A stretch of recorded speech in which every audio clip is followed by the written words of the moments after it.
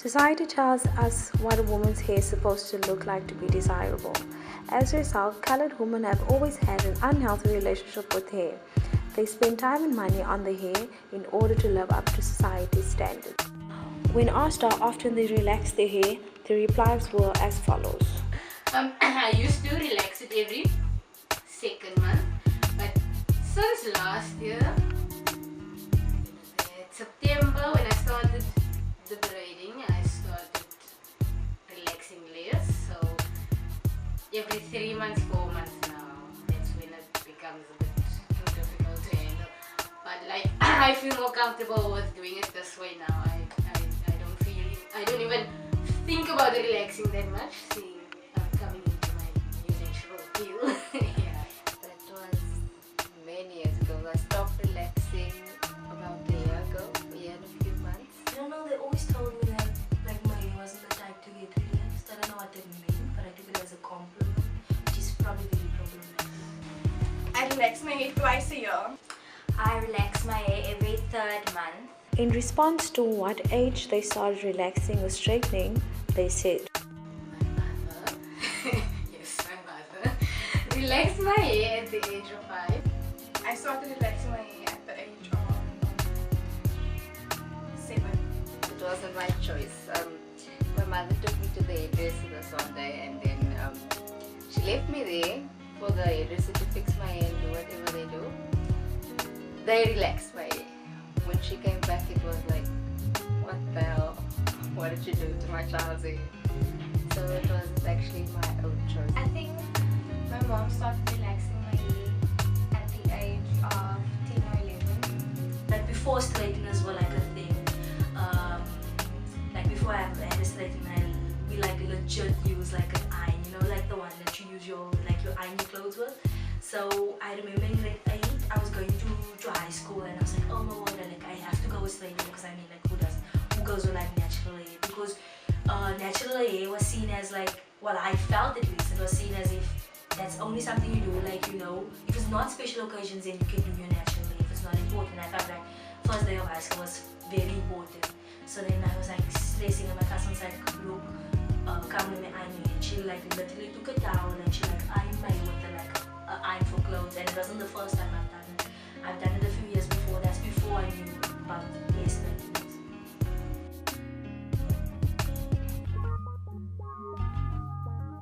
Currently, I'm just braiding my hair. Gosh, like I said, I'm just coming to the whole braiding thing, so that's the other thing. I straighten it and then I blow it, but only when I go to the hairdresser. And then I curl it as well with curlers. Well, I use treatments for my hair, for my split ends, and I use it just to strengthen my hair because sometimes it gets very weak because of all the relaxing and stuff in between. When I go out, I straighten my hair, but that's about it. And I color it every now and then when it needs to be colored, and that's about it.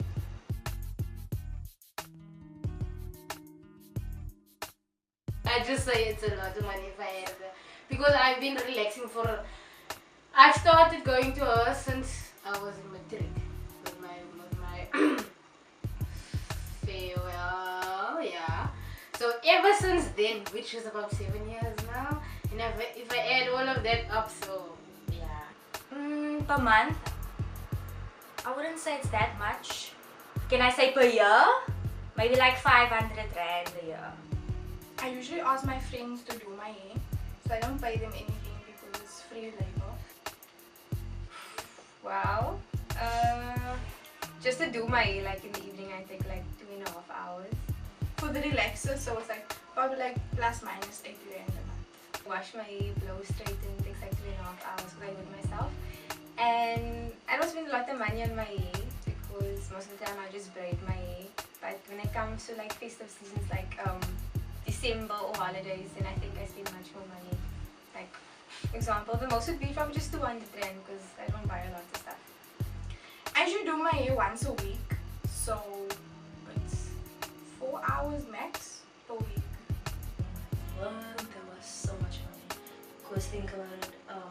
Okay, first of all, I was kind of like, first of all was like my father would take out like a contract for me, which is so, it's like, so I'd pay like back then it was probably like 200 and something or something for like going to the hair salon for like 4 times or 3 times or stuff to like straighten your hair, wash and blow.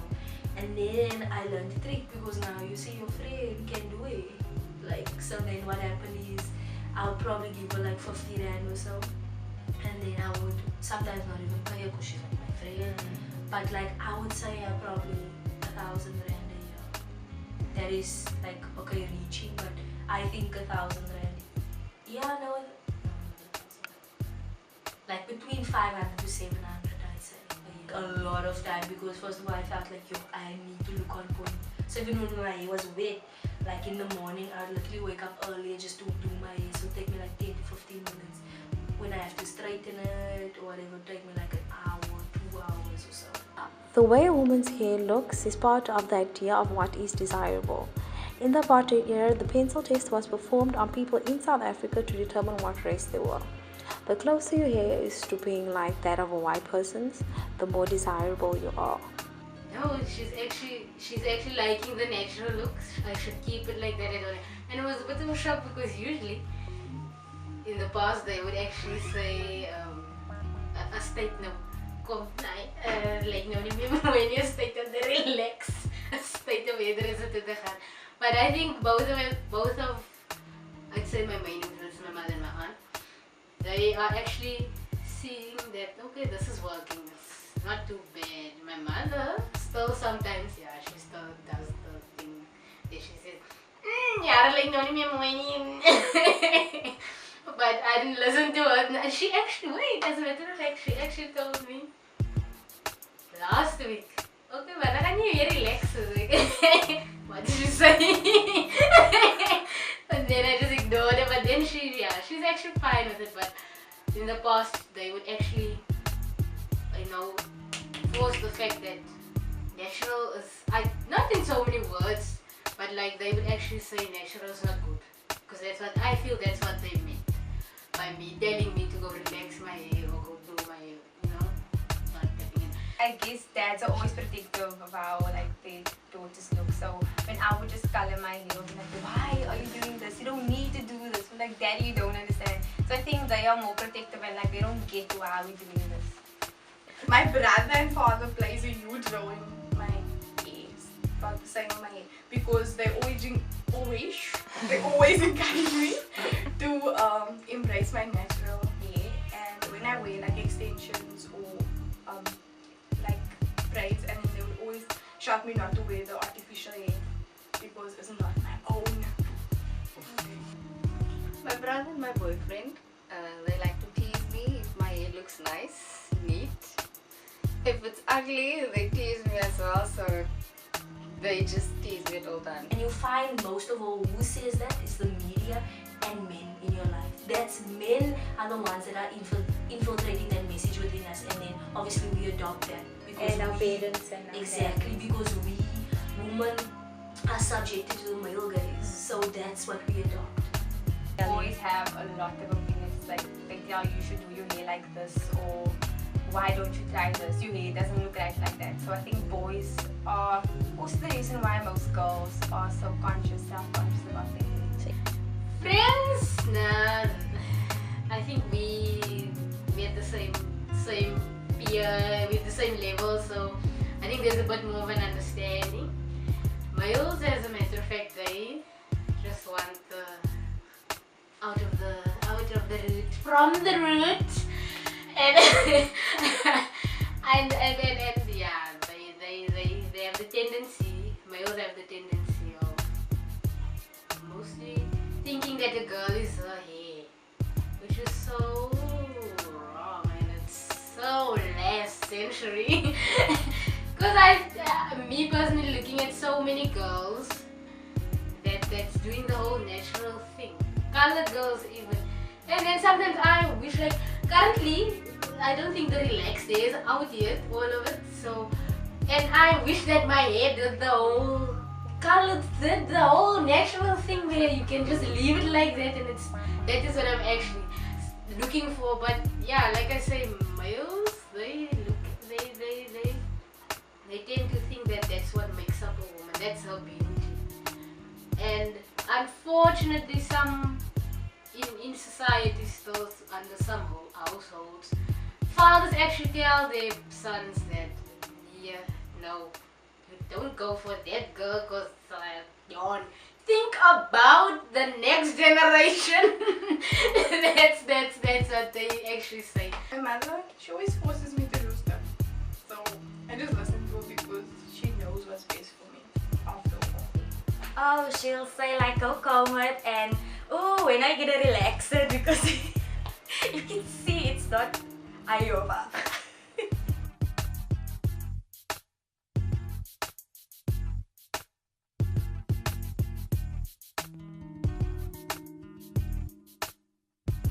And that's where it comes in from, because you know what I have such a problem with nowadays is the fact that now girls are coming back, right? Back then you basically told me, well, the media made me feel like my girls weren't good enough, like my girls were like, ew, what's that type of thing, like lying in, not in. Now you're telling me now it's okay. Now after I've erased every curl pattern, I've straightened out, I've ironed out every wrinkle of my natural hair and who I was basically in a sense, and now you're telling me you want it back. So what message you send to young girls and to colored women and women of color is by saying that, you know what, you're not good enough. So when your hair was curly, you weren't good enough to be beautiful. Now your hair is no more curly because we told you your hair wasn't good enough because it was curly. Now you're not good enough because your hair is not curly. What you're telling me, the message you were sending to us to internalize is the fact that you are not beautiful. You will never be good enough no matter how you change your hair, no matter how much you straighten your hair, no matter how many times you relax your hair, you put weaves in or so. You will never fit in to this Western Eurocentric standard of beauty. There's this whole thing about this is the way that you should look. So for me, it's just like you fit in like trends, so I'll keep by the trends. So if this trend is extensions, then I'll buy extensions. So and this trend is braids, then I'll just do braids. Like I think it's continuously just following trends. I think that it has a big impact on what girls do today, like young girls as myself. I think that because we see lots of things on TV and in magazines, the long hair, we go for the extensions and we want this and we want the dip dye. I think that it's because it's like society, this is the new look for society. So if you don't have that, you don't fit in or you're not pretty enough, no guy would go for you or no guy would even look at you or be attracted to you. So I think media plays a big part in how girls look at themselves and what girls do to themselves to fit in. I think media has a huge impact on that, because you see this nice long and luscious hair, curly and all that straight, and then you look at your hair in the mirror and it's just like, oh gosh, what went wrong? See all the girls on television with the nice hair, curly, long hair, straight hair, shiny, so they feel, my hair isn't nice. I want to have hair like that.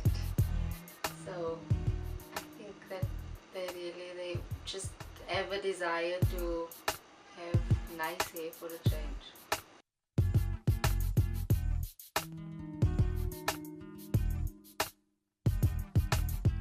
That my hair never grew at the back and it wasn't in a good condition. It was too of an early age for me to relax my hair. Yeah, they put braids in my hair and my father was furious, and then I had to take it out the same day because I was like, I liked it initially because obviously I was smaller down, and then it was too much for me and then I took it out the same day. Oh, and I had a ponytail when I was younger on this picture. I was wearing like a mermaid outfit and I had like this like ponytail, and like the start of my hair was like my hair was like lightish brownish back then, and I hated that color.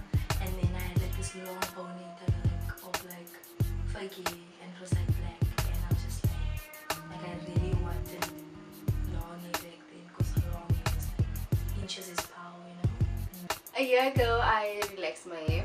The night before, I GHD my hair and obviously it was thin. So I started relaxing the next day, the following day, and then it broke off in front. And it was very, very scary. So I just said, no, this mustn't happen again. I'm going to stop relaxing. It was difficult at first, but I got used to it and stopped completely. Now it's been a year. So when I was younger, I did swimming, like basically I did swimming like 3 times, 2 times a week, and I preferred wearing my hair wet. So what I would do is like every single day I would wet my hair and put conditioner on, and then they also say like a conditioner to a colored person is like wow, it means so much. Like a girl can go nowhere without a conditioner. But now I went to the doctor a few years ago because I was like my hair is falling out, it's spinning out, and he actually told me that like what do you do with your hair? And I said no, I put like conditioner on, and which is wrong because conditioner is only supposed to be on for a specific moment, like for 5 minutes, 2 minutes, and then we keep it on like a whole day. So then I stopped doing that now, but yeah, that's also like some years of neglect and abuse, and then finally left me. My girls finally left me. And straightening when I got to high school, straightening was like the in thing. My friends were like, you need to brush your hair, you need to straighten your hair, and for literally for every special occasion, I felt obligated in a sense to wear my hair straight because it made me look prettier, because that's what people told me. And I internalized that message, because when you tell someone only when their hair straight that, oh my word, you look so pretty, why don't you do this to your hair all the time? That says that to me that your natural hair is ugly, and your straight hair is basically what makes you beautiful. And that's why I preferred straightening my hair and avoiding my curls and avoiding my natural hair, because I felt prettier when my hair was straight, which is so sad.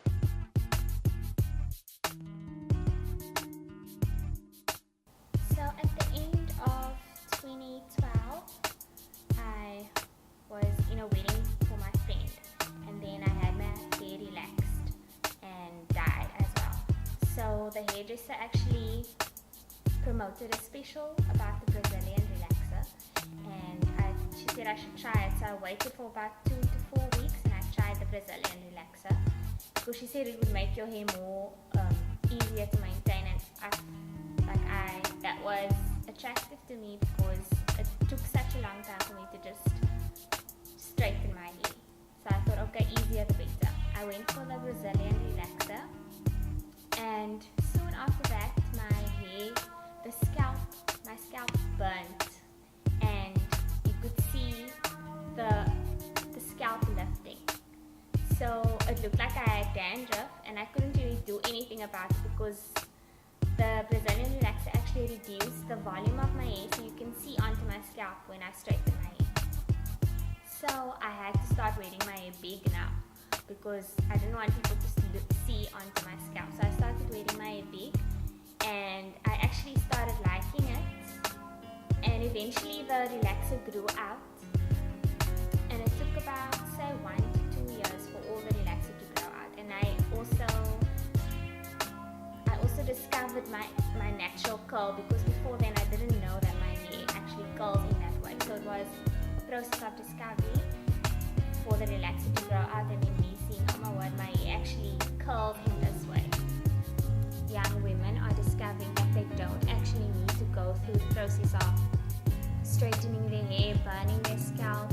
I think there's a lot more women embracing their natural beauty rather than it being a trend. I don't see it as a trend, and I think also social media has had a lot of influence on the high number of people that's actually wearing their naturally now, because we've got Instagram, we've got Facebook, so we see a lot of other women in other parts of the world that are going through the same process. Like in my case, for example, I actually got more courage to wear my hair that way because I saw so many other women that have gone through that transition.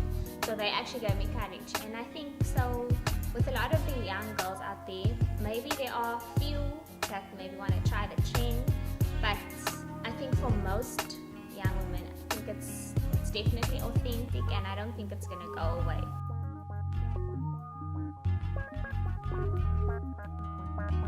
You just say suffer for beauty, because I feel like you shouldn't be doing anything to be beautiful. I am beautiful, full stop. Don't tell me I need to be doing stuff. Your beauty is not with within your hair. And second of all, like race has played such an important role in like hair and beauty as well.